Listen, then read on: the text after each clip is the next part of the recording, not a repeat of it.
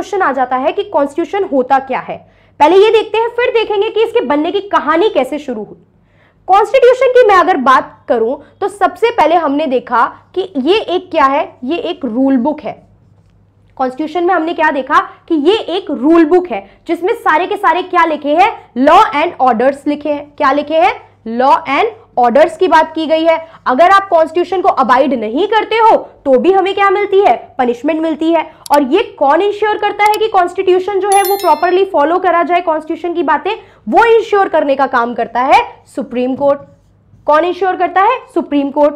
ठीक है, तो हमने देखा कि कॉन्स्टिट्यूशन क्या है, एक रूल बुक है जिसमें क्या लिखे गए हैं, लॉ एंड ऑर्डर लिखे गए हैं। ये law and order properly implement किए जाएंगे और इसको कॉन्स्टिट्यूशन को क्या है, सब लोग प्रॉपर फॉलो करके चलेंगे। ये कौन देख के चलता है, ये देख के चलता है हमारा सुप्रीम कोर्ट। उसके अलावा एक वर्ड हम यूज करेंगे कि कॉन्स्टिट्यूशन जो है ना वो एक लिविंग डॉक्यूमेंट है।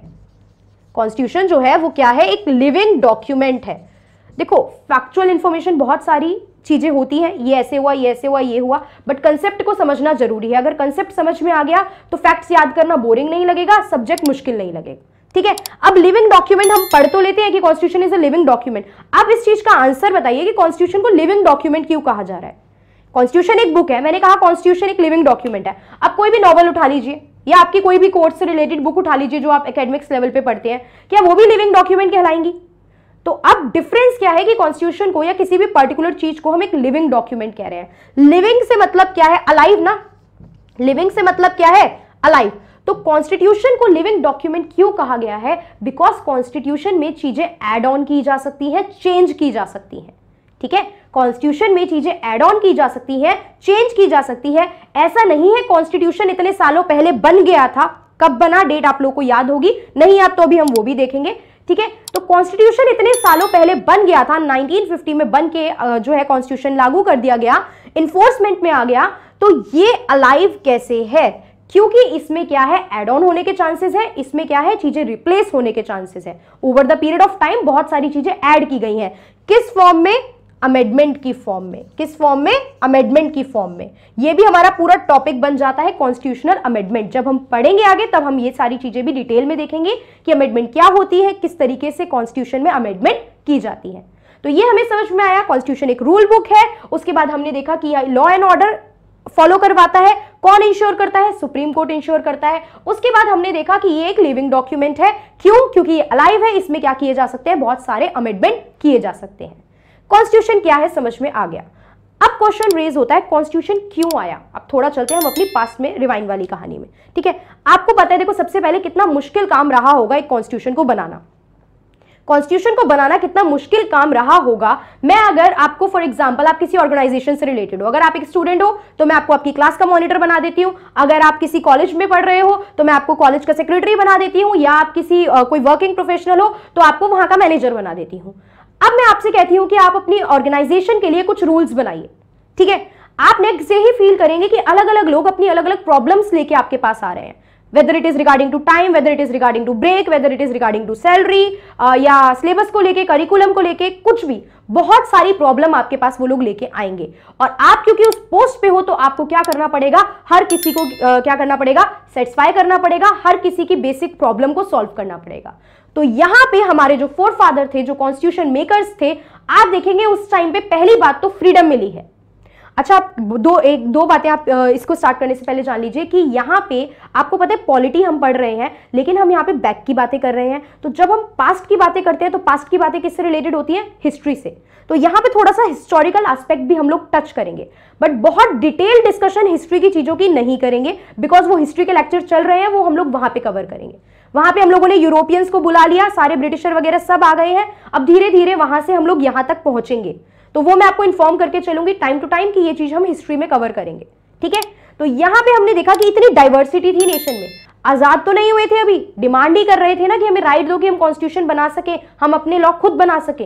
इंडिया में इतनी डाइवर्सिटी थी, अलग अलग रिलीजन के लोग, अलग अलग कल्चर के लोग, अलग अलग लैंग्वेज बोलने वाले लोग, तो सबको सेटिस्फाई करना कितना मुश्किल टास्क था। तो वो चीज कैसे हुई है, ये पूरा कॉन्स्टिट्यूशन में हमें देखना है।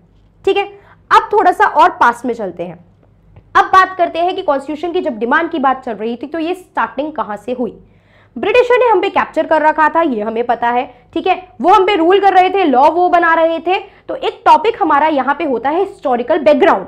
हिस्टोरिकल बैकग्राउंड में क्या है, बहुत सारे एक्ट्स हैं, देखो रेगुलेटिंग एक्ट है, इस तरीके से चार्टर एक्ट की सीरीज है, इंडियन काउंसिल एक्ट है, गवर्नमेंट ऑफ इंडिया एक्ट है, ये सारे बहुत सारे एक्ट हैं जो हिस्ट्री से रिलेटेड है क्योंकि पास्ट में हुए हैं, पॉलिटी से रिलेटेड है क्योंकि पॉलिटिकल और गवर्नेंस और एडमिनिस्ट्रेशन को लेके हैं। तो ये सारे एक्ट डिटेल में हम हिस्ट्री की 3rd 4th क्लास में करेंगे, इसीलिए यहां पे हम इन एक्ट को डिटेल में अभी स्टडी नहीं कर रहे हैं। हमने डायरेक्ट टॉपिक कौन सा लिया है, मेकिंग ऑफ द कॉन्स्टिट्यूशन।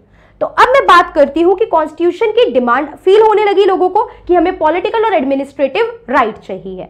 1934 की मैं आपसे बात करूं, आप लोग इसको साथ साथ टाइमलाइन को अपने पास लिखते भी चलिए, ठीक है, इंपॉर्टेंट सारी चीजें आप इस टाइमलाइन को अपने पास साथ साथ लिखती चलिए। 1934 में मैं बात करूं तो हमारे एक पर्सन थे M.N. रॉय। क्या थे, M.N. रॉय।